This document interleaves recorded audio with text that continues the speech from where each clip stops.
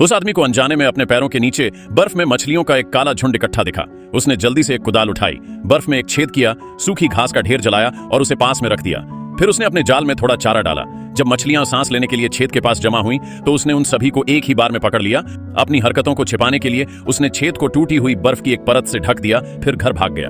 जैसे ही वह अंदर गया, उसका बचपन का दोस्त पैसे उधार लेने आया और उसे लात मारी गई। वह चला गया। फिर अपने पहले प्यार को, जिससे वह 5 साल से डेटिंग कर रहा था, घर से निकाल दिया और उससे पूरी तरह से संपर्क तोड़ दिया।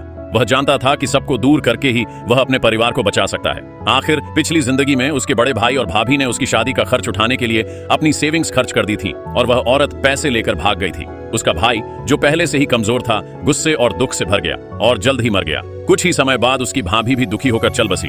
युवक ने पछतावे और आत्मग्लानि से अपनी आंखें बंद कर लीं। उसके सामने खड़े उसके बड़े भाई की आंखों में तुरंत आंसू भर आए। इस बीच उसका बड़ा भाई अपनी आखिरी सांसों से चिपका हुआ, उन्मत्त होकर अपने अंतिम निर्देश दे रहा था। अपने पिछले जीवन की त्रासदी को दोहराने से बचने के लिए युवक तुरंत बाहर भागा।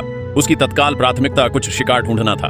वह अपने भाई का पोषण करने के लिए पहाड़ के पीछे खरगोश के पद चिन्हों का अनुसरण करता हुआ गया। उसे एक छिपी हुई जगह मिली। उसने एक जाल बिछाया और चुपचाप एक बड़े पेड़ के पीछे छिप गया।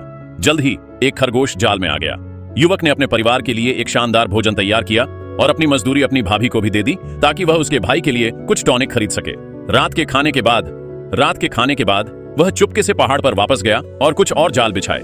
उसने कभी सोचा भी नहीं था कि उसके हमेशा बेफिक्र रहने वाले जीजा में इतनी काबिलियत होगी।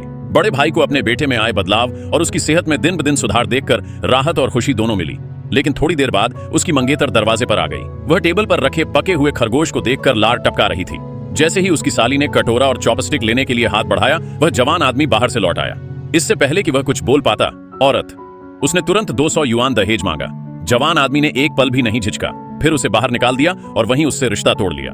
उसने अपनी पिछली जिंदगी के उन सभी शराब पीने वाले दोस्तों से भी पूरी तरह नाता तोड़ लिया था।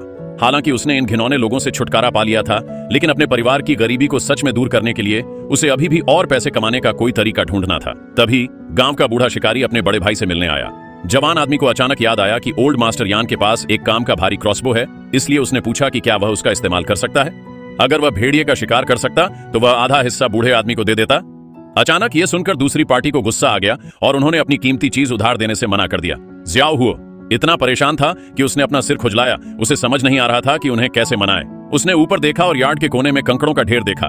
उसके मन में एक ख्याल आया और वह मुड़ा और ईस्ट रिवर की तरफ चला गया। मछली पकड़ने के लिए बर्फ में छेद करने का इरादा किया।